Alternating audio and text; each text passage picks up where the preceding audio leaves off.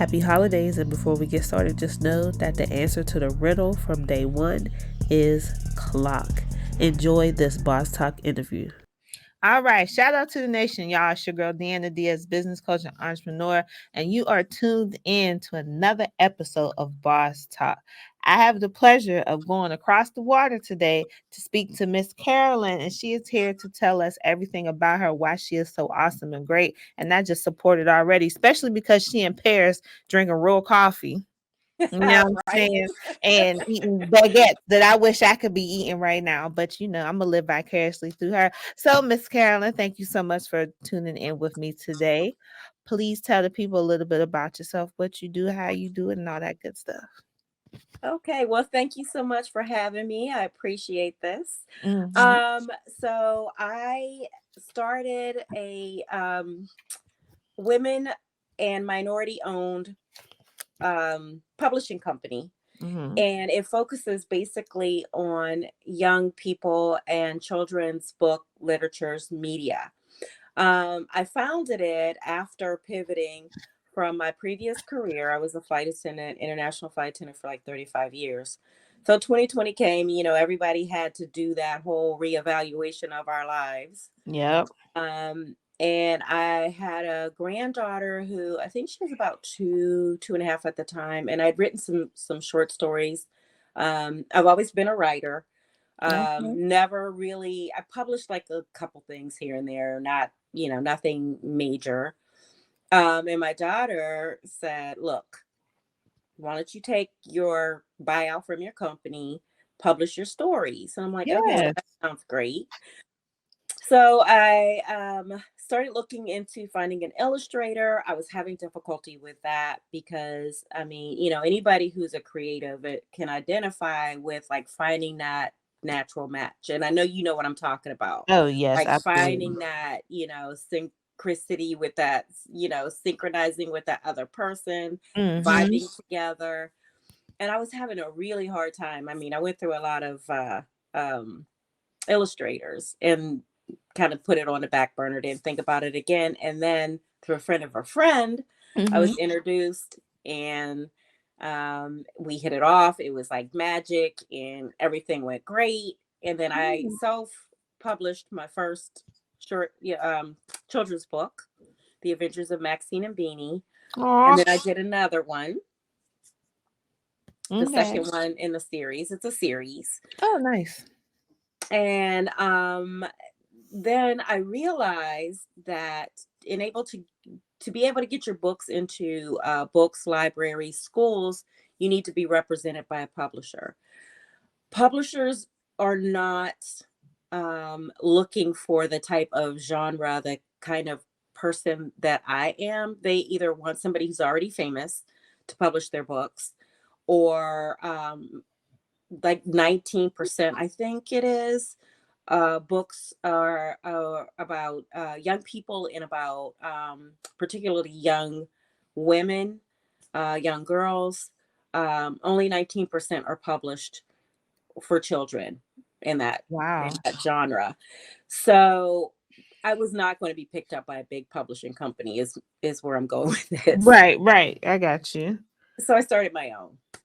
Okay. Well, hey, if you can't sit at the table, you got to build your own table. That's what Tyler Perry said. Okay. Absolutely, So absolutely. it's interesting that you said uh, young people or books about young women. Is that, do you think it's because more women are reading, or what do you think is the psychology behind that? Um, so I don't know. When I was doing the research to find out like what my market share was going to be, Hmm. so the 19% that I quoted is about people of color. Like only 19% of children books are written about people of color. That's not even girls or women. Just That's curious. like across the board. And then, Mhm. I looked into like female publishers. I think it's 3% are female out Mm. of all the publishers that are out there. Um, and a fun fact, a lot of the books that are written about people of color are not written by people of color. Oh, So you might pick up a book that, with a African American female protagonist, but it's not written from that point of view. It's written by somebody else because they know it will sell. Mm. Just like the shows we watch and everything else we do, right? Exactly. Exactly. That is So yeah. Yeah. that's deep. You don't even know who writing the books. No. Don't get me No. started. Right? So Yeah. now, how old is your granddaughter now? The oldest one is 6. She'll be 7 in February. And then I have a baby granddaughter who's 4 years old, going on Oh 40. wow. Uh, these kids be old, don't they? This one, woo, I'm telling you, we're looking for a stage for her because, They actors. They all need awards. They all need yeah, awards, she needs man. the academy. Yes. It's so funny. My daughter's 5, and her teacher is like, she has an old soul. I said, I know it. I can't tell if it came from me or if it came from my grandparents, because I spend a lot of time in the South or whatever. Uh-huh. My family's from the South, and I spend a lot of time in the South. And I guess I still got some Southern ways. And she just be, when she go to sit down, she be like, woo, child. I be like, hold on. Wait a minute. You ain't even there yet. You ain't even scratching the surface. Can't use that, but she get it from me, So Yeah, yeah, I understand. Trust me, I understand. I do. now you were an international flight attendant. Who did you fly with? I worked for Delta. Mhm. I was a flight attendant a total of 35 years. I spent 33 of those with Delta. Okay, Um, and I couldn't pick a better career. I knew when I was 16 I wanted to be a flight attendant. awesome. My father, on the other hand, had other thoughts for me. He was not happy about it What did he want you because to do?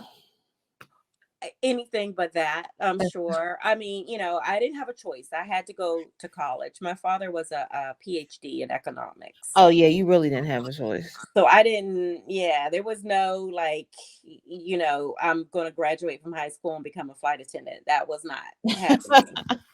No. So I did. I went to university. I did what I needed to do to appease the, parents, Mm, as we often do. You know yeah, what I mean? And I was too young to make that choice anyway. So I appreciate it. I really do. yeah. Thank God for guidance. Right. However. Right. Exactly. So And what did you that's go to school for? I'm sorry. Go ahead. actually I design. I majored in design. Oh, And I went to mm, Carnegie Mellon University. okay. And from there, which it's now FIT, but at the time it was Fashion Institute of Technology. Hmm. So I majored in fashion design, and I also have a degree in interior design. Okay, give So it up for the double degree. For the double degree. Yes, yes. Okay. So, wow, that's awesome.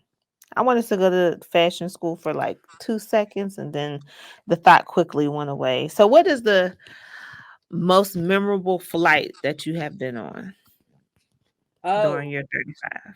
goodness. Well, do you want Oh, make it spicy. excitement? I want spicy excitement. I need that. You want like the juicy, like uh gossipy Listen. one, or you want the one that touched my heart? Oh, well, let me get that one first. Let me get the juicy one, and then we could do the one that touches the heart. This may be flavored water, but I enjoy my tea. Okay, so go ahead, spill me some So tea. the juicy, you want the juicy spicy one first? Yes, madam. Okay. So I'm probably in my late 20s, Hmm. working in the back of, back then we had DC-10s. A lot of people don't know those airplanes. It's a double aisle airplane. And the configuration back then was two, two, and then five in the middle, five Oh, the across the seat. middle. Got you. Seat. Okay. Right, right, right. So I'm a junior flight attendant. I'm working in the back. working in a galley. Back then we had this huge table that we would set up, and we set drinks and snacks up. So there's two bathrooms in the back of the airplane. One was a long, skinny bathroom, and the other one was like, just a little small bathroom off to the side. So I'm back there all by myself. Everybody else is somewhere else. I see a man go into the long, skinny bathroom. Don't pay any attention to it. A few minutes later, I see a woman go in there. Okay. I'm like, I'm still minding my business. Right. Then I see another man go in there. Right. So now I got to call up a colleague because I'm like, I don't believe this. Like, my eyes are fooling me. Right. So they go and knock on the door. And sure enough, the three of them. It was on there getting along, huh? Getting to know each other. And the funny part is they didn't even know each other before the flight started. Shut up. Shut up. My mouth was on the floor. Wow. Well, that was juicy. My goodness.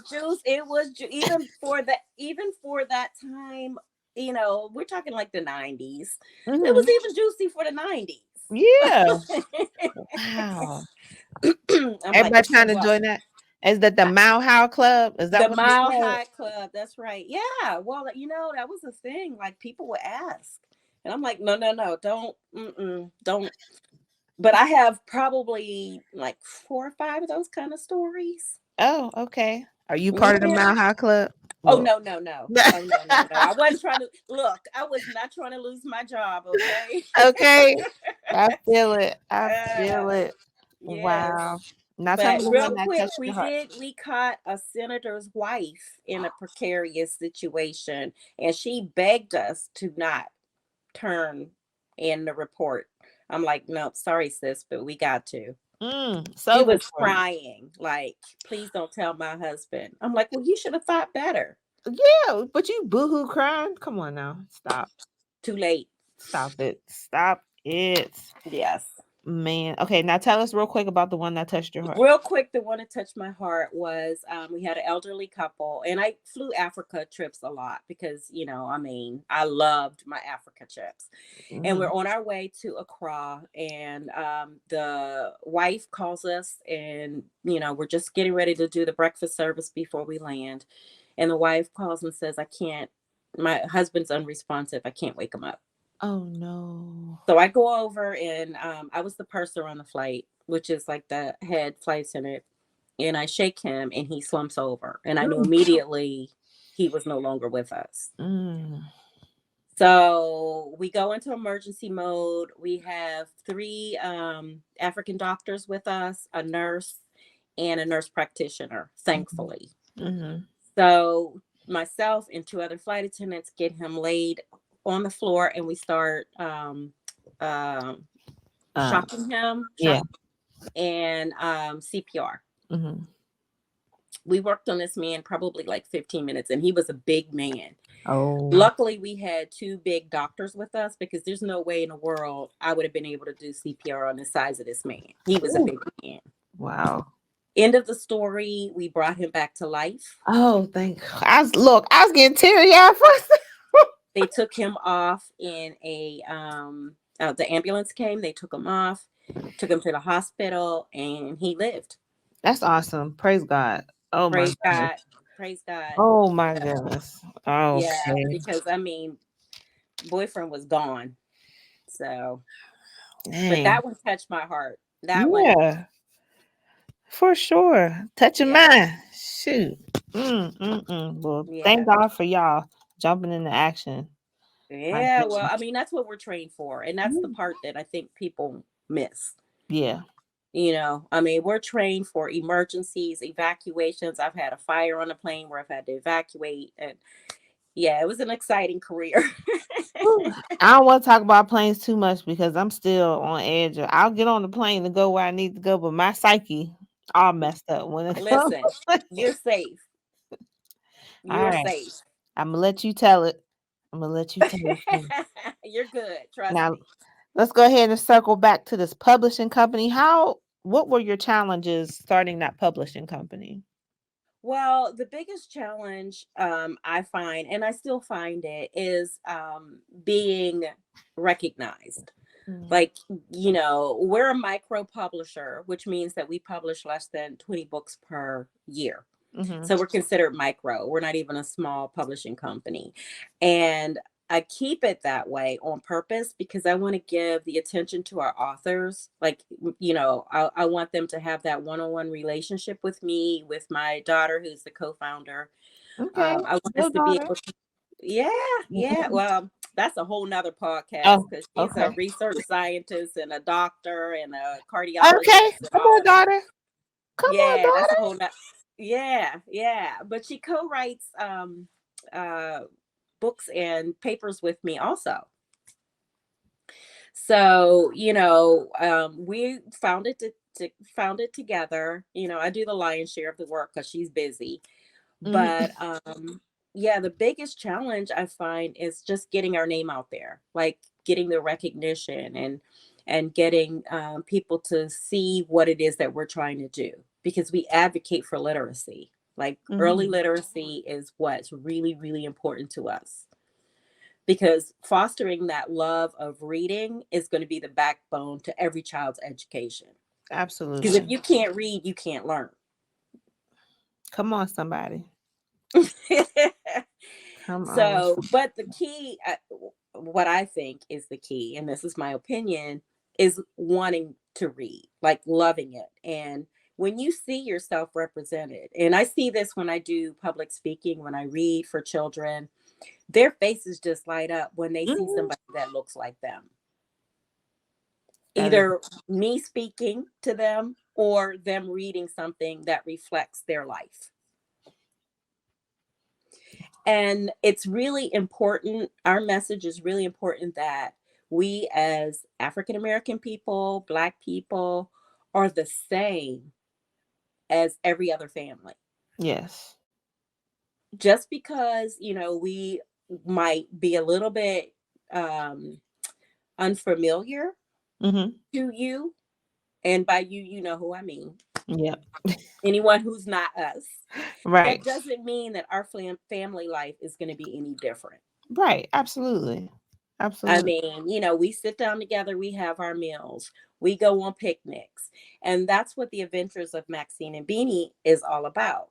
Mhm. These adventures are like everyday activities that young children do with their families. But since it's us, it doesn't seem like the norm, which is sad. Right, right. So, unless we're in that situation where people feel comfortable, like in the tenement house, or do you know what I'm saying? Yeah, absolutely. Where they want to put us in that box. And my goal is for us to come out of that box. Every day. Every day. Yes, absolutely. Okay. Wow. Okay. Well, we are almost at that 18:30 mark, and I have enjoyed this conversation thus far. But I gotta let you go ahead and shout yourself out. Tell us the name of your company, your website, how you can be reached, XYZ, all that good stuff. Okay, okay. It's Goudelock and the Three Bears. Goudelock is our family name. It's my grandparents' name.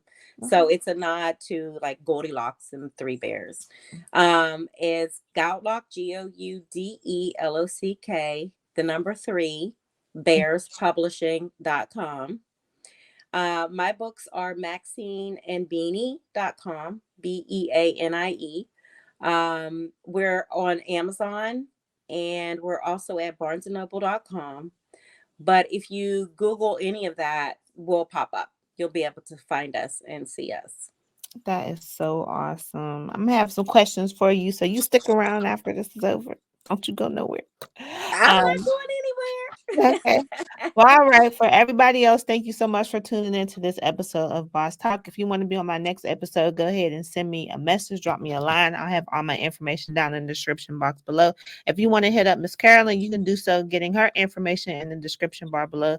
Don't forget to go to deannaisalluneed.com for all your entrepreneurial resources and events and things like that I offer. And I'll see you guys on the next episode of Boss Talk. Bye. Bye.